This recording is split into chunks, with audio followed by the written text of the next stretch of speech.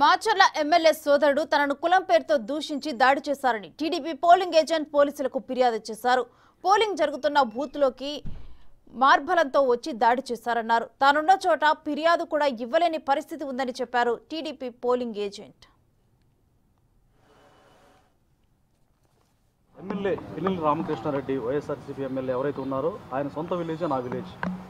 అయితే నా మీద విచక్షణ రహితంగా నా మీద మాత్రమే కాకుండా నా భార్య పిల్లల మీద కూడా కండ్లకుంటలో దాడి చేశారు. ఎంత బీభత్సం చేశారంటే అక్కడ ఉన్న వాళ్ళు మొత్తం చూశారు.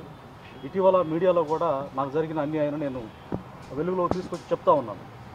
సో ఇది ఖచ్చితంగా ఈ దుర్మార్గం తెలియాలనే ఉద్దేశం చెప్తా ఉన్నాను. అయితే ముఖ్యంగా అప్పటి వరకు కండ్లకుంటలో ఏజెంట్గా ఎవరు కూర్చోలేదు. నిజానికి అంటే నేను టీడీపీ అభిమానిగా ఉన్నాను, కార్యకర్తగా ఉన్నాను. నాకున్నటువంటి రాజ్యాంగం కల్పించే స్వేచ్ఛలో భాగంగా నాకు ఇష్టం వచ్చిన పార్టీని నేను అభిమానించే హక్కు నాకు ఉంది కనుక నేను గౌరవనీయులు నారా చంద్రబాబు నాయుడు గారు అంటే నాకు చాలా అభిమానం. అలాగే మా నియోజకవర్గ ఇన్ఛార్జి జోలకంటి బ్రహ్మారెడ్డి గారు నాకు అభిమాన నాయకుడు. సో నేను ఆయన అభిమానంతో నేను ఆ పార్టీకి కార్యకర్తగా ఉండటమే కాకుండా ఏజెంట్గా కూడా కూర్చున్నాను. ఎందుకు కూర్చున్నానంటే అక్కడ ఏకపక్షంగా రిగ్గింగ్లు ఒకే గుంపుగొత్తగా వాళ్ళు ఓట్లు వేసుకోవడం జరుగుతూ ఉంది. ఇది జరగకూడదు, ఈ అరాచక పాలన ఉండకూడదనే ఉద్దేశంతో నేను టీడీపీకి ఏజెంట్ కూర్చున్నానండి. అది నేను చేసిన పాపం వాళ్ళ దృష్టిలో. నిజానికి లీగల్గా అది పాపం కాదని మీ అందరికీ తెలుసు, ప్రజలందరికీ తెలుసు.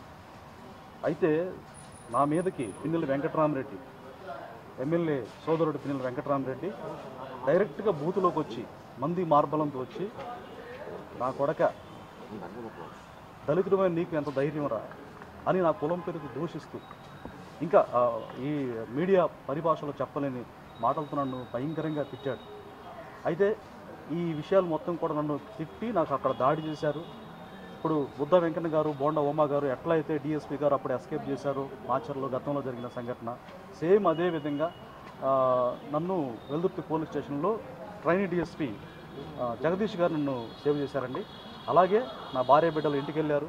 అంతకుముందు జరిగిన పరిణామం నా భార్య బిడ్డల దగ్గరికి వెళ్ళారు. నన్ను బెదిరించి కొట్టిన తర్వాత వాళ్ళని ఎవరు వాడి భార్య పిల్లలు ఎవరని అడిగినప్పుడు పక్కన ఉన్న వాళ్ళు వీళ్ళే అని చెప్పారు. పిన్నెల్లి వెంకటరామరెడ్డి స్వయాన అతనే నా పెద్ద కుమారుడైనటువంటి చందుని రే డ్రారా అని చెప్పేసి కులం పేరు తిట్టాడు. తిట్టినప్పుడు వస్తున్నాను సార్ అనుకుంటూ వస్తుంటే ఈ లోపల ఫోన్ వచ్చిందండి మా అబ్బాయికి. ఫోన్ వస్తే ఫోన్ జేబులో నుంచి తీస్తూ ఉన్నాడు, ప్యాంట్ జేబులో నుంచి.